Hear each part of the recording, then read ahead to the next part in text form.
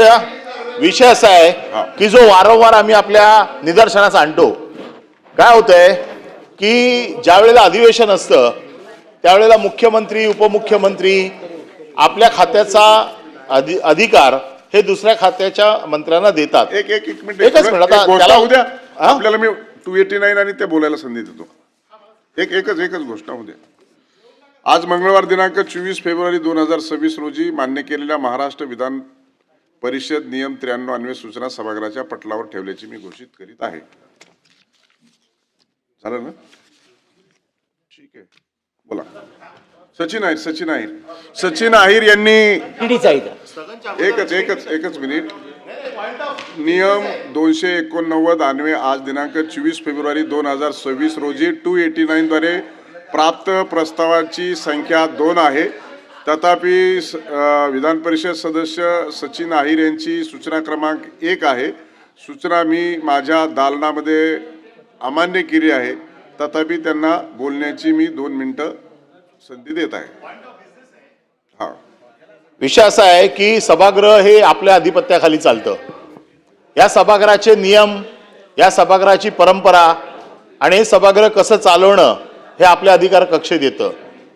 ज्या वेळेला विधानसभेचं अधिवेशन चालतं त्यावेळेला मुख्यमंत्री आणि उपमुख्यमंत्री हे बऱ्याच वेळेला बिझी असतात, त्यांच्याकडे वेगवेगळी जबाबदारी असते आणि ते आपल्या खात्याचा कारभार दुसऱ्यांकडे देतात. सभागृह आपसात बोलू नका. सभागृह शांत घ्या, मंत्र्यांना समज द्या. प्रसाद लाड आपण शांतता ठेवा. सचिन अहिर आपण जरा शांतता समोर बघा. सभापती महोदय, मंत्री महोदय, की आम्ही वारंवार आपल्याकडे ही मागणी करतो. मंत्री शंभूराजे शांतता ठेवा. आम्ही वारंवार ही आपल्याकडे मागणी करतो की कुठल्या खात्याचे मंत्री, आणि ज्या वेळेला राज्यमंत्री नव्हते त्यावेळेला आम्ही हे मान्य करत होतो की बाबा मुख्यमंत्र्यांचे अधिकार दुसऱ्या मंत्र्यांना दिले, ते उत्तरं देत आहेत.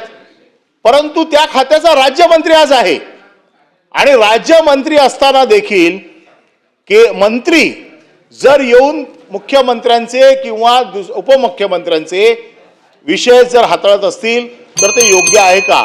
नंबर 1, त्या राज्यमंत्र्यांवरती भरतशेठ गोगावले मंत्री महोदय समज द्या.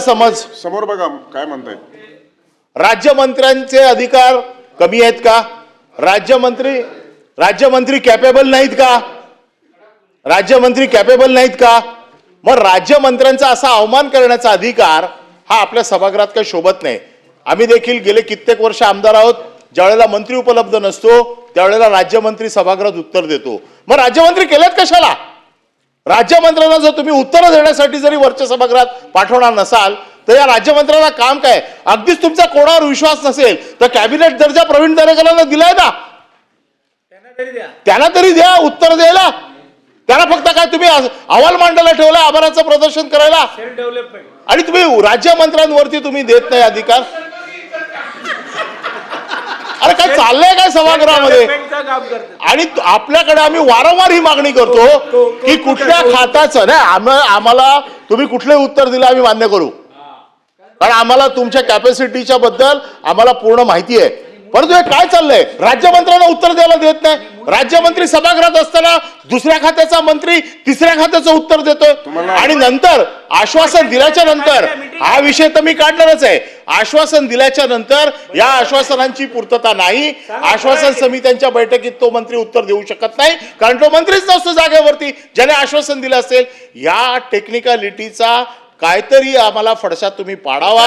याच्या बाबतीमध्ये आपण निर्देश द्यावे की राज्यमंत्र्यांनी उत्तर द्यावं, अन्यथा जो दुसरा मंत्री देईल उत्तर त्या मंत्र्याने त्या उत्तराची जबाबदारी घेतली पाहिजे. नाहीतर नाईलाज असतो त्याच्यावरती हक्कभंग आणला, तो म्हणतो मी त्या खात्याचा मंत्रीच नाही आहे, मी फक्त विधानसभेच्या कामकाजापुरता मंत्री आहे. याच्या बाबतीत आम्हाला आपण मार्गदर्शन करावं, कारण आपल्याकडनंच मार्गदर्शनाची अपेक्षा आम्हाला आहे. दुसरं इकडे आमचा कोण वाली नाही आहे, आपणच एकमेव वाली आहात. आता आपण पण आम्हाला वाऱ्यावर सोडलं तर या सभागृहात कशाला यायचं, हाच एक मोठा प्रश्न आहे. मंत्री महोदय, सभापती महोदय, याच विषया संदर्भामध्ये मी आपल्याला सकाळी सुद्धा भेटलो होतो. आपण सभापती म्हणून शिस्त आणताय याचं आम्ही स्वागत करतोय. म्हणजे या सभागृहामध्ये आता बोलण्याच्या संदर्भामध्ये तुम्ही हरकत घेता याचं आम्ही स्वागत करतो.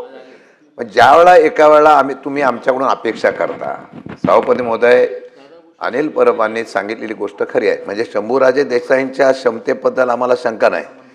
त्यांना सर्व 10 खात्याचं पण ते उत्तर देऊ शकतात याची आम्हाला खात्री आहे. परंतु प्रथा परंपरा नियमावलीच्या माध्यमातून या सभागृहामध्ये 2-3 वेळा हा विषय निघाला की कॅबिनेट असल्यानंतर राज्यमंत्री. आपण राज्यमंत्री कशासाठी करतोय? राज्यमंत्र्यांनी उत्तर दिली पाहिजे ना. प्रभारी म्हणून अधिकार दिला. ज्यावेळेला राज्यमंत्र्यांना का उत्तर देताना काही अडचण आली तर प्रभारी म्हणून ते उत्तर देऊ शकतात एवढं आम्ही समजू शकतो. आणि माझं म्हणणं असंच आहे की आम्हाला रुलिंग द्यावं. ते रुलिंग आम्हाला अपेक्षित आहे. म्हणजे राज्यमंत्री वरती येणारच नाही. मग उद्या ही अशी प्रथा पडेल की शंभूराजे देसाई आणि उदय सामंत यांच्याकडे अख्ख्या खात्याची कामं देतील आणि मग राज्यमंत्री गैरहजर राहतील आणि बाकीचे सगळे गैरहजर राहतील. मग अशा या संदर्भामध्ये कायद्याच्या असलेल्या चौकटीमध्ये हे कामकाज होत नाही असा आमचा आक्षेप आहे. त्यानंतर मी मगाशी सकाळी पण आपल्या दालनात मी आणि बंटी पाटील आम्ही भेटलो होतो. जी आश्वासनं दिली जातात त्याला टाइम बाइंडिंग करा. प्रवीण दरेकरांना किती जबाबदारी आहे त्याचा उल्लेख केलेला आहे. प्रवीण दरेकर आश्वासन समिती पण आहे. दरेकरजी तुमच्याकडे आश्वासनाची पूर्तता करण्यासाठी येऊच नाही अशी पद्धत आली पाहिजे ना. सभागृहामध्ये ज्यावेळेला आम्ही एका बिलावर बोलतो या बिलावर बोलल्यानंतर आम्हाला आश्वासन दिलं जातं आणि आश्वासन दिल्यानंतर तुम्हाला काम राहू नये आणि दुसरं काम मिळावं म्हणून आम्ही विचार करतोय तुमची. तर आश्वासन देण्याच्या भूमिकेत यावं असं आम्ही म्हणाला.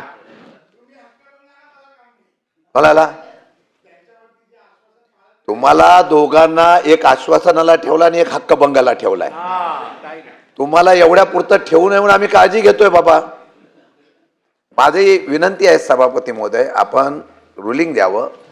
ज्यावेळेला बिलावर आम्ही उभा राहिलो होतो आम्हाला सांगितलं की 1-1.5 महिन्याच्या आतच ह्याच्यावर निर्णय घेऊ. आता ती बैठक झाली नाही, कमिटी बोलवली नाही, काय नाही. मग आपण बोललेलो आहोत. आमचं म्हणणं आहे की मग या सभागृहामध्ये चर्चा होतात, आदेश दिला जातो, सूचना दिल्या जातात, मान्य करता मंत्री त्याचे इम्प्लिमेंटेशन होत नाही. आपणच 2-3 बैठका लावलेल्या आहेत. माझी विनंती आहे की आपण याचा आज आम्हाला कुठल्याही परिस्थितीमध्ये या संदर्भात रुलिंग द्यावं. ते महोदय, सदनाचे ज्येष्ठ सदस्य माजी मंत्री ॲडव्होकेट अनिल परब साहेब आणि सन्माननीय माजी मंत्री सन्माननीय शशिकांत शिंदे साहेब काही पॉईंट ऑफ प्रोसिजरवरती या ठिकाणी त्यांनी आता वक्तव्य केलं. माझी या निमित्तानं सदनालाही विनंती आहे आणि आपल्यालाही विनंती आहे सदनामार्फत की थोडंसं यापूर्वीची प्रथा परंपरा हे कधी सुरू झालं. 2019 ते 2022 पहिल्यांदा तत्कालीन सरकारमध्ये माननीय मुख्यमंत्र्यांचे आणि त्यावेळी अधिकार अधिवेशनातलं कामकाज करण्यासाठी काही मंत्र्यांच्याकडे विभागून देण्यात आलेले होते. हे आपण तपासू शकता. हे रेकॉर्डवरती आहे. नंबर 1. नंबर 2, माननीय उपमुख्यमंत्री महोदयांनी ज्या 3 विभागांची अतिरिक्त जबाबदारी दिलेली आहे आणि त्या विनंतीपत्रामध्ये आपल्याकडे जे आलेलं आहे ते जर आपण पाहिलं तर राज्यमंत्र्यांशी समन्वय साधून विधिमंडळ कामकाजामध्ये सहभाग घेणं, प्रश्नांची उत्तरं देणं, त्याच्यामध्ये स्पेसिफिक वर्डिंग आहे राज्यमंत्र्यांशी समन्वय साधून. आणि हे करण्यापाठीमागचं माननीय उपमुख्यमंत्री महोदयांचा उद्देश एवढाच आहे की तिन्ही विभाग, नगरविकास विभाग असेल, गृहनिर्माण विभाग असेल, या विभागांमध्ये किंवा MSRDC विभाग असेल, या विभागांचे प्रश्न, लक्षवेधी किंवा इतर काय आयुधांच्या माध्यमातून चर्चा एकाच वेळी दोन्ही सभागृहामध्ये असतात. आणि अशा वेळी जर त्या ठिकाणी दोन्ही ठिकाणी उत्तर देण्याची किंवा मंत्री गैरहजर आहेत म्हणून तो प्रश्न पुढे गेला म्हणूनसाठी केलेली ही व्यवस्था आहे. आणि राहिला प्रश्न, परब साहेब म्हटले की ते आश्वासन पूर्तता करत नाहीत. तर मी आपल्याला जबाबदारीनं सांगेन सभापती महोदय, गृहनिर्माण विभागासंबंधात जेवढी आश्वासनं प्रभारी मंत्री म्हणून मी अधिवेशन काळात दिलेली आहेत आणि परब साहेबांना खात्रीच करायची असेल तर सन्माननीय विधानसभा सदस्य वरुण सरदेसाई साहेबांकडे आपण खात्री करू शकता. अनेक बैठकांना ते स्वतः माझ्याकडे आलेले आहेत. जे आश्वासन दिलं त्याप्रमाणे बैठक घेऊन त्या आश्वासनाची पूर्तता करण्याचा प्रामाणिक प्रयत्न केलेला आहे. असं नाही की सगळ्या आश्वासनांची पूर्तता झाली. 10 पैकी किमान 8 आश्वासनांची पूर्तता झालेली आहे. 1-2 राहिली असतील ती सुद्धा मुदतीत आम्ही पूर्ण करू. कुठेही या सभागृहाचा अवमान करणं, या सदनाचा अवमान करणं, या विधिमंडळाचा अवमान करणं किंवा त्यांना दुय्यम स्थान देणं असा कुठलाही उद्देश या पाठीमागे नाही. सुलभता यावी, सन्मान्य सदस्यांच्या सगळ्या प्रश्नांना योग्य न्याय देता यावा, यासाठीच माननीय मुख्यमंत्री महोदयांच्या संमतीनं आणि माननीय विधानसभा अध्यक्ष महोदय आणि माननीय सभापती महोदय आपल्या मान्यतेनं माननीय उपमुख्यमंत्री महोदयांनी अशा पद्धतीचे आपले विभागाचे अधिकार अधिवेशन काळापुरते आम्हा मंत्र्यांच्याकडे दिलेले आहेत, याची सदनानं कृपया नोंद घ्यावी. मला चांगलं माहिती आहे, मुख्यमंत्र्यांकडे फक्त 2च खाती होती. त्यामुळे त्या खात्याचा अधिकार जो होता तो राज्यमंत्री तिथे तटकरे मॅडम आणि सतेज पाटील दोघे होते. हे स्वतः जाऊन उत्तरं द्यायचे. मी सांस्कृतिक कार्यमंत्री होतो, त्याच्यामुळे कामाचं अलॉटमेंट, कामाचं डिस्ट्रीब्युशन हे त्यावेळेपुरता तर मला चांगलं माहीत होतं. आणि प्रत्येक राज्यमंत्र्याला त्याची खाती ही विवक्षित करून दिली होती की आपण जाऊन त्याचं उत्तर द्यायचं आहे. ते पण राज्यमंत्री होते, ते पण उत्तर देत होते. आणि मी सार्वजनिक मंत्री होतो, संसदीय कार्यमंत्री होतो. त्यामुळे माझा काय आक्षेप तुमच्यावरती नाही आहे. माझा आक्षेप या पद्धतीवरती आहे की ही जी पद्धत आम्ही सुरुवातीला मान्य केली, कारण त्यावेळेला राज्यमंत्री नव्हते. राज्यमंत्री असताना आणि आपण जे म्हणताय की आपण ज्या खात्यांमध्ये जे काय केलं, माझ्याकडे आता उद्या हा विषय ज्या वेळेला येईल तेव्हा मी सविस्तर मांडणार आहे. मी जेवढी आश्वासनं पाठवलेली आहेत त्या एकाही आश्वासनाची पूर्तता झालेली नाहीये. हे रेकॉर्डवरती मला उद्या परवा ज्या वेळेला विषय आणीन त्यावेळेला आणेन. परंतु आमचा प्रश्नच हा आहे की राज्यमंत्र्यांवरती तुमचा एवढा अविश्वास का, की राज्यमंत्र्यांना उत्तर देता येतच नाही असा तुमचा समज आहे का, की राज्यमंत्री उत्तर देऊ शकत नाही? आणि जर असे राज्यमंत्री जर तुम्हाला मंत्रिमंडळात मग का ठेवायचे की जे वरच्या सभागृहात जाऊन साधं उत्तर पण देऊ शकत नाही? आमचा साधा प्रश्न आहे की त्यावेळेच्या मुख्यमंत्र्यांकडे 2च खाती होती. त्या 2 खात्याचे अधिकार सतेज पाटील आणि तटकरे मॅडमकडे होते. हा विषय तर संपला. त्यावेळेला उपमुख्यमंत्री अजितदादा पवार होते, जे सगळ्या खात्याची उत्तर देत होते. त्यांचे राज्यमंत्री हे होते. एकनाथ शिंदे ज्या वेळेला सगळे त्यांचे अधिकार होते ते सगळे ते बघत होते. त्याच्यामुळे हा विषयच नव्हता. त्याच्यामुळे हे जे काही रेकॉर्डर आणतायत, या रेकॉर्डवरती जे काही आलंय चुकीचं पाहिजे असेल तर तुम्ही तपासून घ्या. परंतु आपल्याकडनं अपेक्षा आहे की राज्यमंत्र्यांचे अधिकार काय, राज्यमंत्र्यांनी उत्तर द्यावं की नाही. राज्यमंत्र्यांनी उत्तर दिलं तर काहीतरी घटनात्मक त्याला जबाबदारी आहे. हा जो फक्त विधानसभेच्या कामकाजापुरताचा जो मंत्रिपदाचा चार्ज आहे, याची वैधता आम्हाला तपासून घ्यायची आहे. त्याचं कारण असं आहे की तुम्ही एक सर्क्युलर काढलं म्हणजे ते लिगल होत नाही, त्याला लिगॅलिटीची जोड द्यावी लागेल. तुम्ही कुठल्या नियमाप्रमाणे ते सर्क्युलर काढलं मला जरा सांगा. सचिवालय कार्यालय जरा नियम सांगा आम्हाला की कुठल्या नियमामध्ये ज्या वेळेला राज्यमंत्री उपलब्ध असतो त्यावेळेला कॅबिनेट मंत्री येऊन उत्तर देतो. सामूहिक जबाबदारीचं आहे. सामूहिक जबाबदारी मग मी कोणाला पण विचारीन, मी दादाला पण प्रश्न विचारीन आणि तेव्हा त्यांचीच पण जबाबदारी आहे. मग त्यावेळेला ते नाकारतात जबाबदारी. स्पेसिफिक जबाबदारीचं तुम्ही आज आम्ही पेपरमध्ये वाचलं की 3 खात्याची जबाबदारी वेगवेगळ्या 3 मंत्र्यांनी दिली. मला नियम सांगा ज्या नियमाप्रमाणे की या नियमाप्रमाणे या खात्याचे अधिकार या खात्याला दिलेले आहेत. तुम्ही सर्क्युलर आहे तुमच्याकडे, पण त्या सर्क्युलरला आपलं हे जे लाल पुस्तक आहे या लाल पुस्तकाची जोड द्या आणि आम्हाला सांगा की या लाल पुस्तकात कुठे लिहिलंय आणि निर्णय राखून ठेवायचा. तुम्ही आम्हाला उद्या सांगा. नाही नियमात नाही, मी वाचूनच आलोय. आज पूर्ण अभ्यास करून आलोय त्याचा. चल बस आपण बसू ना, आपण राखून ठेवतोय ना नियम. मी काय सांगणार आहे हे आता तुम्हाला नंतरच कळेल ना. अच्छा ठीक आहे. मला वाटतं हा सन्माननीय सभापती महोदय, मी परत सन्माननीय सभापती महोदय आपल्या पटलावर आणेन की त्या पत्रामध्ये माननीय राज्यमंत्र्यांशी समन्वय साधून, असं काही नाही राज्यमंत्र्यांवर गैरविश्वास आहे. ऐका ना, तुमचं ऐकलं ना, अरे तुमचं ऐकलं ना आम्ही. अहो परब साहेब, नाही अहो ऐका ना, तुम्ही बोलताना मी उभा राहिलो होतो का? मी ऐकलं ना. हो पण मग मी पण सभापतीशी बोलू शकलो असतो. तुम्ही उठला त्यावेळी माझ्याकडे बघून बोला. आता नाही बघा, ते बोलत होते, मी शांतपणे ऐकलं. आता माझं तिने ऐकू द्या, परत बोलू द्या ना. हे ओपन डिबेट होऊ द्या, आमचं काय म्हणणं नाही. आपण माननीय राज्यमंत्र्यांशी समन्वय साधून आणि परत मगाशी मी सांगितलं एकाच वेळी परिषदेमध्ये आणि सभागृहामध्ये विधानसभेमध्ये कधी लक्षवेधी गृहनिर्माणची येते, कधी नगरविकासची येते, कधी MSRDCची येते. त्यामुळं हा समन्वय असावा. त्या पुढे लक्षवेधी जाऊ नयेत, प्रश्न पुढे जाऊ नयेत. सभागृहातल्या दोन्ही सदस्यांना सभेतल्या म्हणे आणि परिषदेमधल्या सुद्धा न्याय मिळावा त्या समन्वयासाठी केलेली ही व्यवस्था आहे. आणि माननीय सन्माननीय सदस्य परब साहेबांना मी सांगू इच्छितो की आपली त्याला मान्यता घेतलेली आहे. माननीय विधानसभेसाठी विधानसभा अध्यक्षांची मान्यता घेतलेली आहे. आणि शेवटी ती joint and collective responsibility of the cabinet. कॅबिनेटचे मुख्य कोण आहेत? राज्याचे माननीय मुख्यमंत्री हे कॅबिनेटचे मुख्य आहेत. आणि अमुक कालावधीपुरतं संबंधित मंत्र्यांनी जर माननीय मुख्यमंत्र्यांना विनंती केली, माननीय उपमुख्यमंत्र्यांनी जर विनंती केली, हा समन्वय साधण्यासाठी, सुरळीत कामकाज करण्यासाठी, सभासदांच्या प्रश्नाला न्याय मिळण्यासाठी, तर आपल्या मान्यतेनं अशा पद्धतीनं निर्णय याच्यापूर्वी सुद्धा या सभागृहानं घेतलेले आहेत.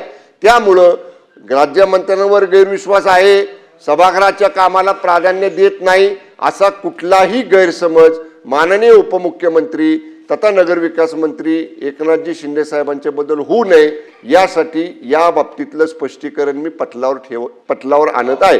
मला वाटतं आपण सदरामध्ये दोन्ही बाजूचं ऐकून घेतले नाही. जो मुद्दा उपस्थित झालेला आहे की अधिवेशनाच्या कालखंडामध्ये प्रभारी मंत्री नेमणं आणि त्या प्रश्नांना उत्तर देणं आणि राज्यमंत्र्यांशी समन्वय साधून त्या प्रश्नाला उत्तर देणं इथपर्यंतचा हा कार्यभाग बरोबरच आहे.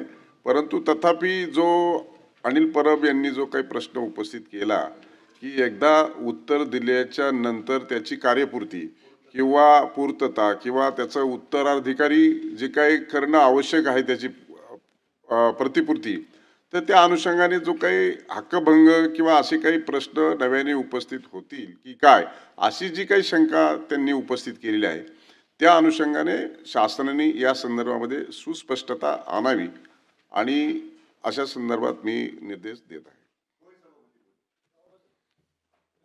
आता मला वाटतं क्लोज झाला हा विषय. त्याच्यावर आम्ही बोलणार नाही, परंतु स्पेसिफिक परब साहेबांनी जो विषय मांडला की कुठल्या अधिकारात कुठल्या नियमानं हे अधिकार दिले, मी सुस्पष्टता आणावी या संदर्भामध्ये आपण केलेलं कथन सभापती महोदय आपल्याला अमर्याद अधिकार आहेत हे आम्हाला मान्य आहे.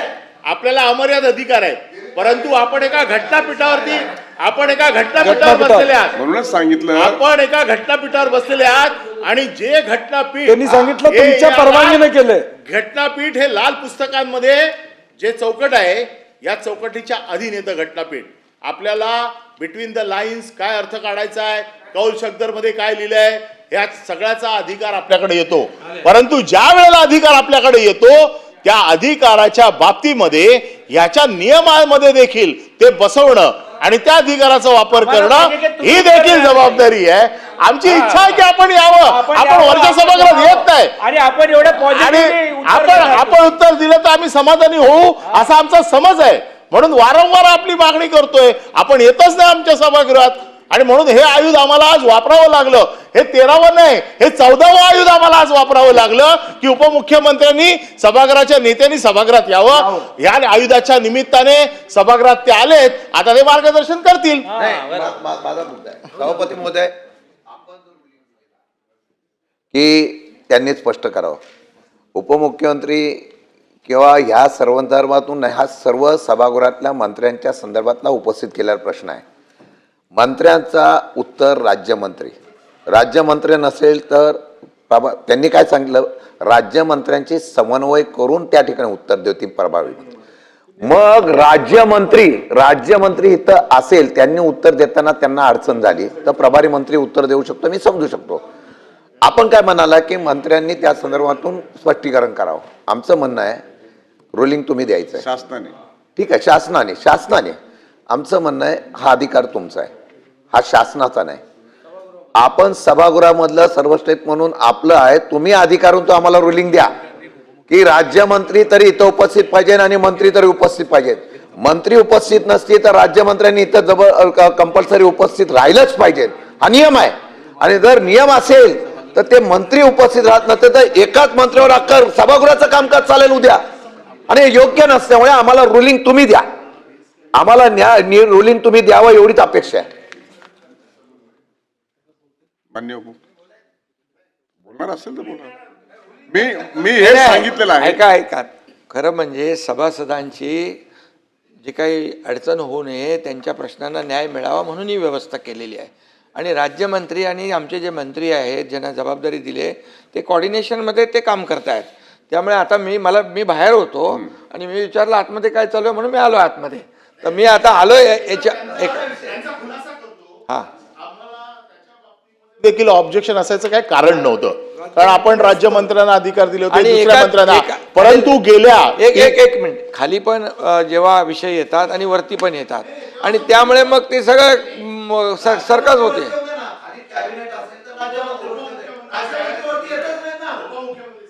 बरेच वर्ष या सभागृहात आपल्याला माहिती आहे, मंत्री जेव्हा बिझी असतात खालच्या सभागृहात तेव्हा राज्यमंत्री एकच मिनिट नाही आता विषय आपण त्यांना बोलू द्या, उभे आहेत ते त्यांचं एकदा संपू द्या, मग मी आपल्याला संधी देतो.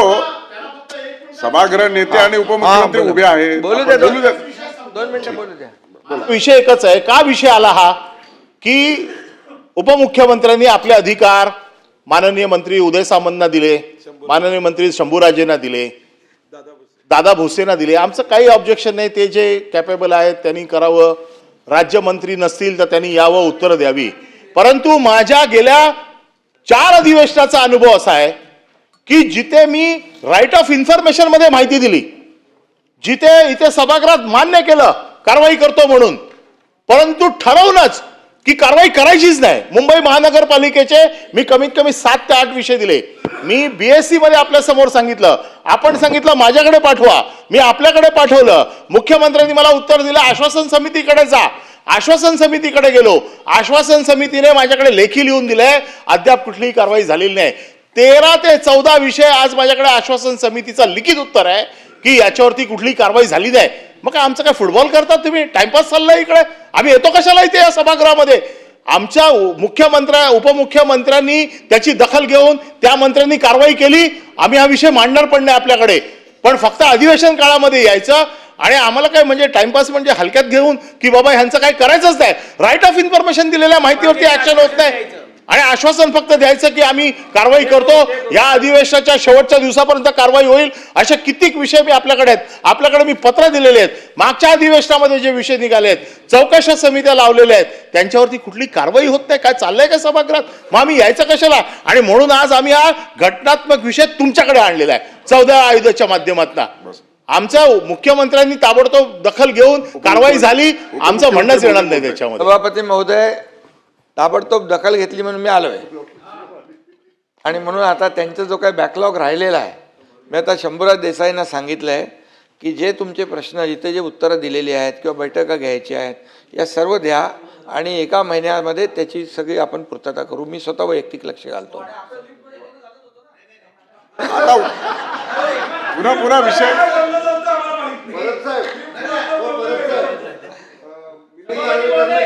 आणि एकच आहे याच्यामध्ये ओ शशिकांतजी, गैरसमज कोणाचा नसावा, कारण शेवटी या सभागृहामध्ये विधानसभा आणि विधान परिषदेमध्ये अधिवेशनामध्येच प्रश्नाला उत्तरं मिळतात, न्याय मिळतो.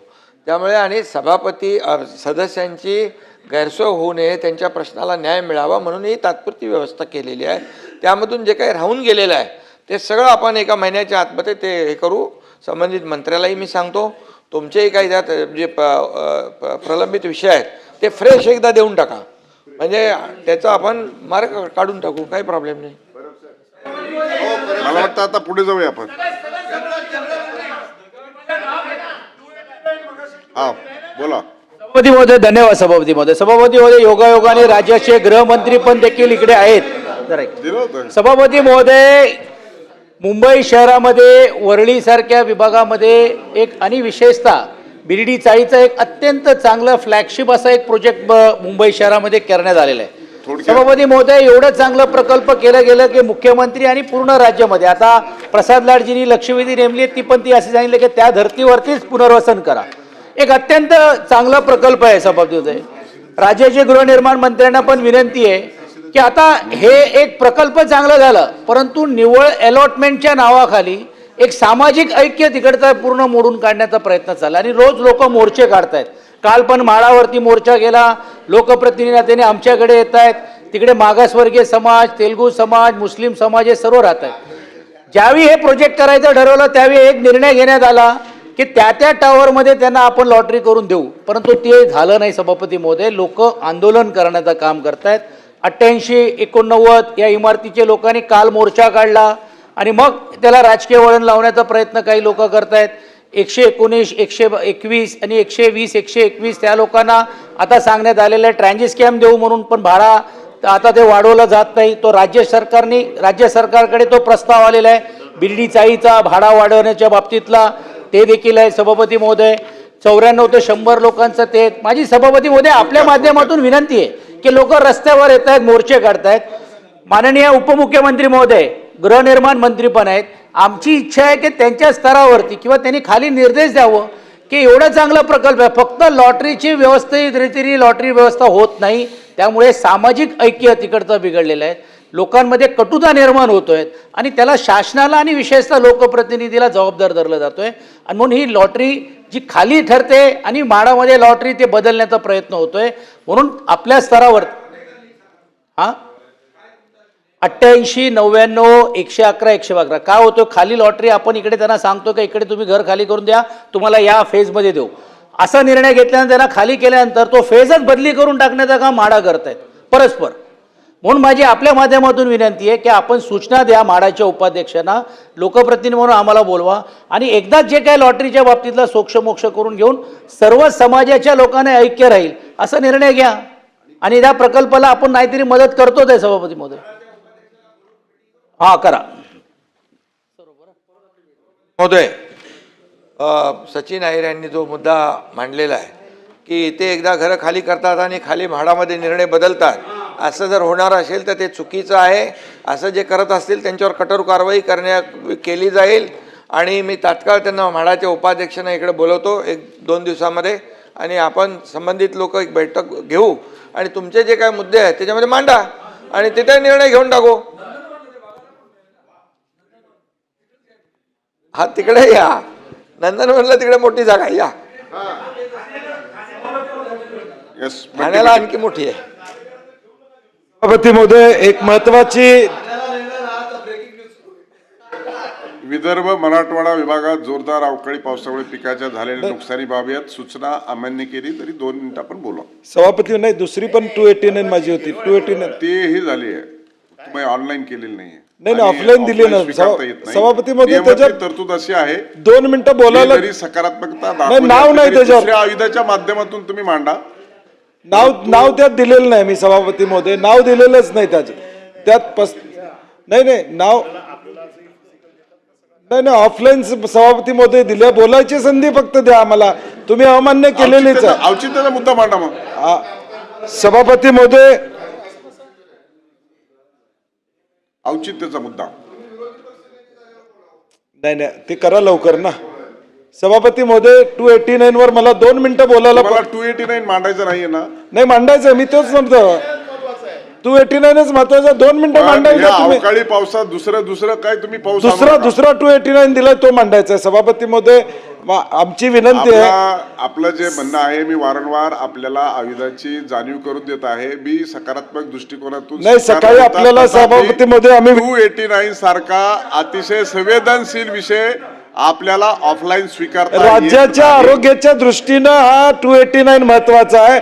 कारण की या राज्यामध्ये सभापती महोदय राज्याचं आरोग्य कोटी लोकांच्या आरोग्याशी विषय निगडीत हा सभापती महोदय. या राज्यामध्ये सभापती महोदय किमान 5-6 कोटी लोक औषधं घेतात. किमान 27,000 दुकानदारांच्याकडनं सभापती महोदय औषधं या ठिकाणी घेतात. किमान 2.5 कोटी लोक सभापती महोदय दररोज औषधं बीपीची शुगरची या राज्यामध्ये घेतात. अवकाळी पावसामध्ये मध्येच कुठं मेडिकल आणि शॉपिंग आलं हे असं जरा गोंधळ होतोय. म्हणून मी आपल्याला सांगतोय की आपण जो अवकाळी पावसाचा जो दिलेला आहे 289 त्याच्यावर आपण बोला आणि जो काही तुम्हाला मुद्दा मांडायचा आहे तो कोणत्या आयुधाने दुसऱ्या मांडायचा तो सांगा. मी त्याला अनुमती द्यायची किंवा नाही त्या विषयाच्या अनुषंगाने मी आपल्याला रुलिंग देतो. सभापती महोदय पॉइंट ऑफ प्रोसिजर आहे की आपण बरोबर सांगताय की ऑफलाईन घेणार नाही म्हणून. नाही ऑनलाईन घेणार, ऑफलाईन घेणार नाही. ऑफलाईन. माझ्या माहितीप्रमाणे आजही आपल्याकडे जो नियम आहे त्याच्यामध्ये 1 तास अगोदर द्यायचा आहे. हो. आणि कुठल्याही नियमात बदल करायचा असेल तर अधिकार त्यांना नाही आहे, अधिकार नियम समितीला आहे. या नियम समितीवर मी देखील आहे. गेल्या कित्येक वर्षात नियम समितीची बैठकच झालेली नाहीये. मग हा नियम बदलला कशाच्या आधारावरती? म्हणून साठी मी नियम बदलला, नियम समितीच्या बैठकीमध्ये नियम बदलावा लागतो. तुम्ही नियम नंतर बदलून घेण्याची अर्ध्या तासाची सूचना आणा, मग आपण अर्धा तास नाही, अगोदर पण मग नियम हा बदलला कशाच्या आधारावरती? बदललाच हा नाही. नियम ऑफलाईन घ्यायचं बंद केलं, हे कशाच्या आधारावरती केलं? हे कशाच्या आधारावरती झालं? जर ऑफलाईन घ्यायचं नाहीये याला नियमात बदल करायला पाहिजे. आणि जर आम्हाला 1 तास अगोदरची परवानगी आहे तर नियम समितीच्या समोर हा नियम आल्याशिवाय नियम बदलला गेला कसा? साहेब, आपल्याला अमर्याद अधिकार आहेत, परंतु ते अधिकार पुस्तकाच्या चौकटीत आहेत. आता तुम्ही जर ऐकणार असेल तर मी सांगतो की प्रश्न असा आहे, आपण बसा जरा. आपण गटनेत्याच्या बैठकीमध्ये उशिरा पोहोचला. बंटी पाटील साहेब आणि शशिकांत साहेब मी स्वीकारला देखील, सचिवांना सूचना देखील दिल्या, पण आपल्या नियमात तरतूद अशी आहे की 11च्या अगोदर द्यायचा आणि 11:17 झाली होती, त्याच्यामुळे तो ऑनलाईन होत नव्हता आणि म्हणून तो आला नाही. म्हणून आपल्याला पुन्हा मी तपासणीसाठी पाठवला आणि म्हणून साठी की आपण दुसऱ्या कोणत्याही आयुधाखाली द्या. मी सांगितलं आपण 35 खाली नोटीस द्या, मी त्याच्यात देतो ना, अलाउड करतो ना आपल्याला. केला, ऑफलाईन आणला असता, नियमात बसला नाही म्हणून तुम्ही फेटाळला असता, मी मान्य केलं असतं. माझा प्रश्न असा आहे की 11च्या म्हणजे 1 तास अगोदर देण्याचा माझा अधिकार आहे. तो ऑनलाईन आहे, ऑफलाईन आहे. आपण म्हणताय की ऑफलाईनचं आम्ही बंद करून टाकलेलं आहे, आम्ही फक्त ऑनलाईनच घेणार. हा ऑनलाईन घेण्याचा नियम बदलला कधी? आणि हा नियम समितीच्या नियमातच बदलावा लागतो. तो बदलण्याचा अधिकार असा एका कुठल्याही माणसाला नाही आहे असं माझं म्हणणं आहे. बरोबर. आपण त्याच्यावरती रुलिंग द्या की माझा अधिकार आहे म्हणून आणि माझ्या अधिकारात मी नियम बदलून टाकला म्हणून. थांबा एक मिनिट थांबा. आज सगळेच तुम्ही नियमामध्ये बदलला, माझं काहीच म्हणणं नाहीये, पण नियमाच्या बाहेर जाऊन जर बदलला असेल तर त्याला परवानगी देऊन टाका. अडकलं ती आता. तत्कालीन सभापतींनी या संदर्भामध्ये सगळे जे काय आहे तर ते ऑनलाईन स्वीकारायचं घेतलं होतं. तर आता मी त्यांना बंटी पाटलांना जरा बोलू दे या विषयावर. त्यांची भावना काय, मी घेतलेल्या निर्णयासंदर्भात त्यांची भावना काय? येऊ दे पॉइंट ऑफ प्रोसिजरला.